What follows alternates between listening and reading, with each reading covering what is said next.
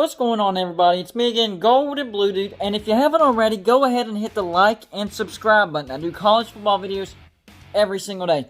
So, whether you want to agree with me or trash talk me or trash talk with me, you're going to enjoy this channel. So, on Sunday, yesterday, I did my top 25 reaction as usual. I look at the old top 25 and the new and lay out what I think about it. But this time, I went back and looked at the new top 25. I didn't compare it to the old top 25. I was just simply looking at the teams that are in, where they're ranked, and the teams not ranked.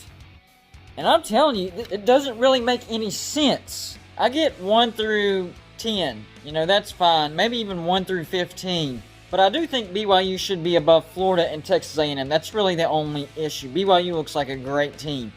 So that's really the only issue. And Cincinnati should be higher than what they are. On down the list. Iowa State at number 17. I get it. Iowa State's a pretty good team. But that is too high for a team that has 2 losses. I mean, they lost to Louisiana Lafayette in the first game, and then they lost to Oklahoma State. They're not terrible losses, but that's still 2 losses, especially the Louisiana Lafayette. That's actually a particularly not so great loss now. They have fallen out of the rankings. But I think 17 is too high for a 2-loss team as of right now. And number 19, Oklahoma. Their 4 wins, Missouri State, Texas TCU, and Texas Tech. Their 2 losses, Kansas State, Iowa State. How is that a top 25 team?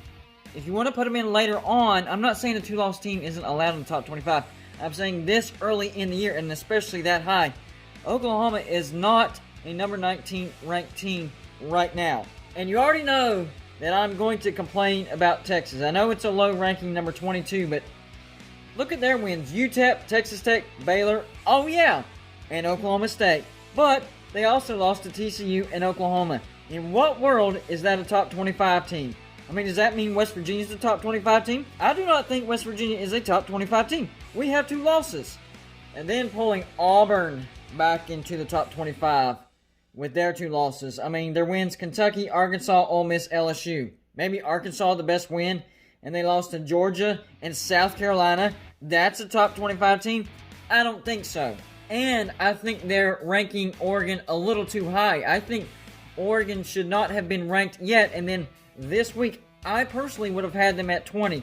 That still gives them a chance to get into the playoffs, earn it. Need some other things to happen, because starting them out at number 12, that's giving them too much of a head start. They only have 6 regular season games. Don't give them a head start.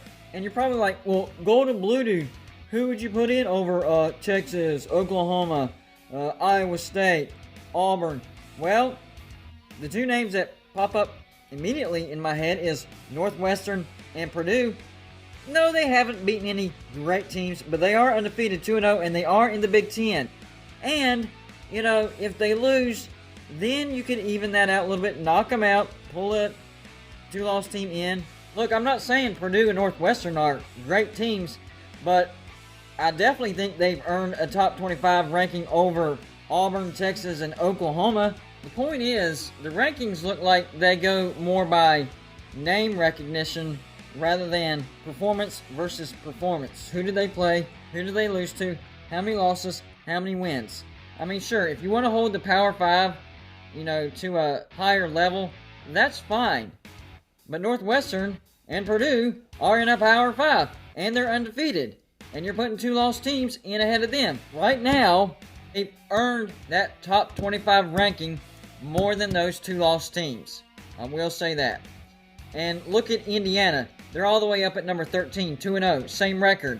Oh, they beat Penn State. Well, Penn State's not ranked anymore. So tell me how that makes sense. Come on, guys. Somebody just help me make sense of this. It looks like sometimes they just throw names in there and hopefully it eventually all works out. And by the end of the year, actually, only the top 4 really actually work out. The top 25 doesn't make sense at the end of the year unless you look at the top 4. And sometimes that don't even make sense. Either have an exact formula or get rid of the top 25. This is driving me nuts, guys. Driving me nuts. That's all I got for you. for this show. Like and subscribe if you haven't already, and I'll see you on my next show.